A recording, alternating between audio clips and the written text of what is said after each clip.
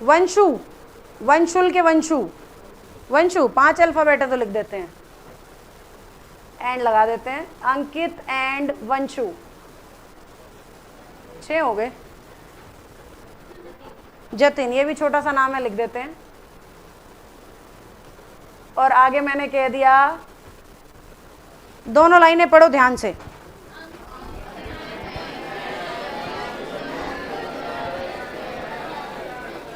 हम यहाँ पे इन क्लास वाले बच्चों की बात नहीं कर रहे हैं, हम रैंडम के लिए 3 लोगों की बात कर रहे हैं, क्योंकि अगर नेचुरली इनसे जोड़ दोगे रूल का सेंस ही बिगड़ जाएगा। तो rule is random 3, more than 2 प्राणीज विल बी देयर। 2 से ज्यादा लोग होंगे लाइन के अंदर, 3 भी हो सकते हैं, 5 भी, 7 भी, 10 भी, कितने भी, मिनिमम 2 पे रूल लगेगा। ज्यादा से ज्यादा 5 लिखे जाते हैं इंग्लिश में एंड की मदद से, उससे ज्यादा लिखना पड़े तो सो ऑन लिख के डैश डैश लगा देते हैं, कभी नाम नहीं लिखते 5 से ज्यादा एक पैराग्राफ या सेंटेंस के अंदर, मिनिमम 5, 3 ज्यादातर बार, कई बार 4, ज्यादा से ज्यादा 5, उसके ऊपर नाम नहीं लिखे जाते। तो आप ये मान के चलो कम से कम 2, ज्यादा से ज्यादा 5 नाम दिख सकते हैं। हमें ये पता लगाना है कि वो 5 मिलके अधिकार किसी एक पे दिखा रहे हैं या एक से ज्यादा पे। वो 5 मिलके अधिकार किसी एक पे दिखा रहे हैं या एक से, अगर वो अधिकार एक पर दिखा रहे हो तो इंग्लिश कहती है एपोस्ट्रॉफी एस भी एक ही पे आएगा, और वो एक भी लास्ट वाला। ये रूल है, 5 लोग अधिकार एक पे तो एपोस्ट्रॉफी भी एक पे, और वो एक भी कौन सा, लास्ट वाला। अगर 5 लोग और अधिकार अलग अलग तो एपोस्ट्रॉफी भी अलग अलग, अलग अलग यानी सब पे।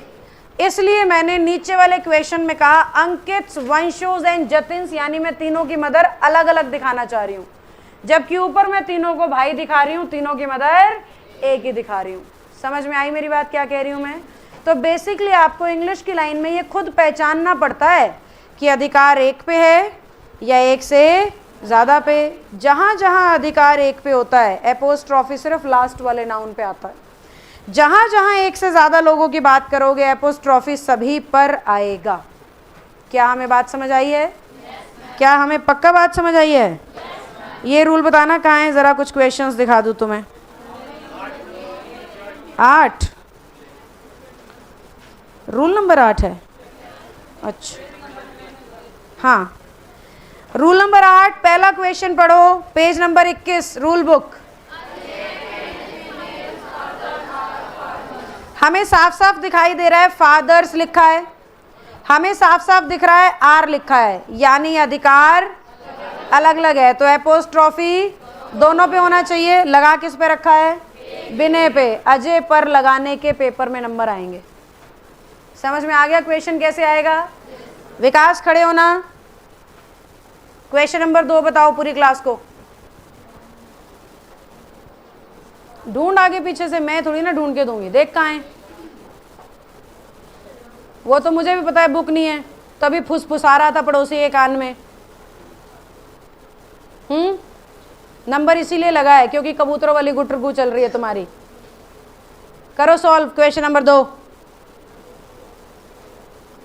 विकास ने सही बताया तो पड़ोसी का नंबर नहीं आएगा, फिर संध्या का नंबर आएगा।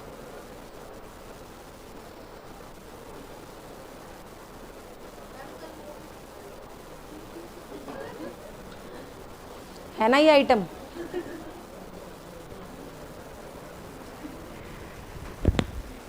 इसके पापा से मैं मिल नहीं पा रही हूँ, नहीं तो मिल के पिक्चर तो अच्छे से क्लियर कर दूँ, टाइम नहीं मिल रहा। अंकल जी आपके पास ही आ रही हूँ मैं, सुनाई तो कुछ दे नहीं रहा क्योंकि बताया ही नहीं है। बताने के बाद बड़ा तेरी आवाज़ वहाँ तक पहुँच जाती। जी सर।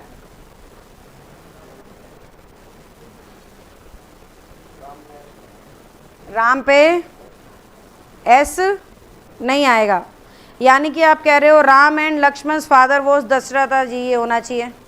ये तो सामने आंसर की में भी दिख रहा है। लॉजिक और बता दे अब, ये तो आंसर में भी दिख रहा है, राम का हटाना है।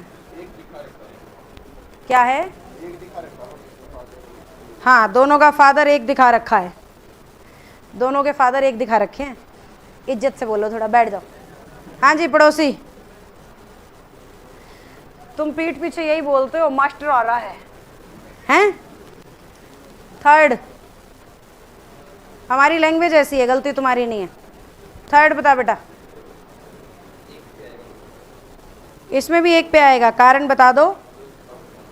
दोनों का जॉइंट अकाउंट है, तो कौन से वाले पे आएगा, आगे के पीछे? पीछे वाले पे आएगा, आगे वाले से हट जाएगा। बैठो, टंग क्लीनर से और पूछ लेते हैं। नाम तो तेरा पता नहीं, रिलेटेड टू टंग कुछ कुछ बोलती रहती हूँ। फोर्थ,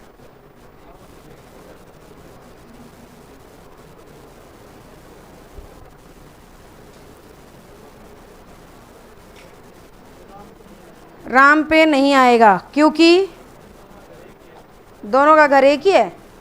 हाँ सही बात है, तू कैसे जानता है? बैठ जा। हाँ जी शरारती। पांचवा, मांगो उधारी।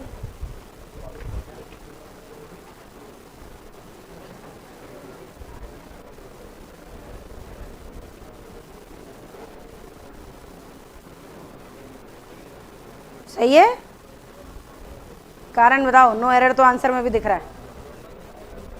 दोनों की एक ही शॉप है, आप गए हो शॉप पे? हाँ जी,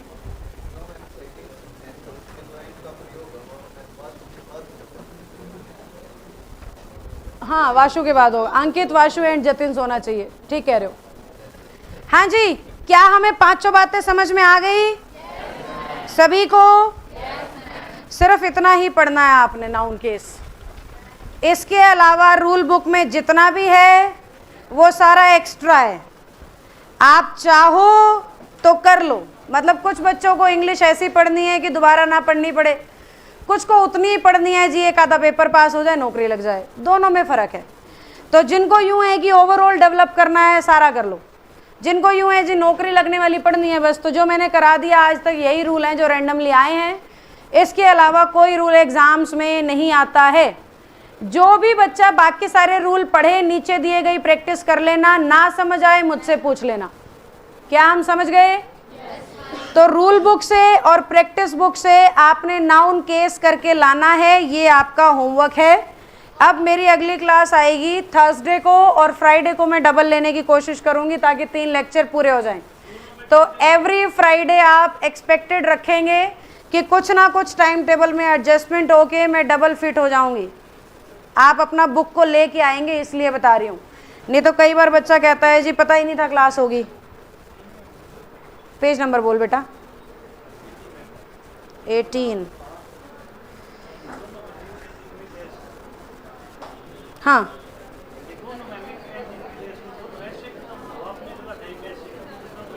एक नोट एंडिंग विद एस है, ऊपर वाला, सॉरी नीचे वाला। नीचे वाले में लिखा है ना एपोस्ट्रॉफी भी लगा हुआ है। एक बार पेज नंबर 18 पे रूल नंबर 3 में आओ सारे।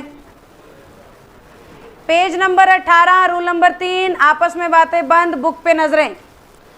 टाइपिंग मिस्टेक है, ऊपर भी ये लिख दिया इफ एंडिंग विद एस और नीचे भी ये लिख दिया इफ एंडिंग विद एस, जबकि नीचे होना चाहिए if not ending with S, if not ending with S. समझ गए? कोई डाउट, समस्या, परेशानी जो आप मुझे बताना चाहें? कोई और समस्या जो आप मुझे बताना चाहें?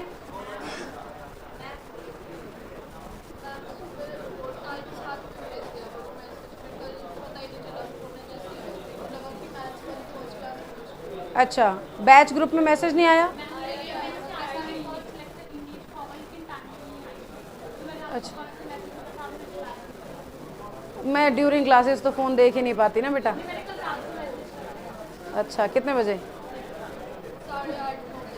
8:30 9, पता नहीं, नज़र नहीं पड़ी या मैं आपके मैसेज तक नहीं पहुंची। हालांकि कल मैंने सारे मैसेज नहीं निपटाए थे। 8:30 देखा ही नहीं होगा, मैंने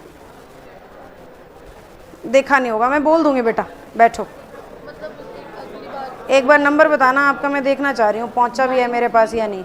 9 3,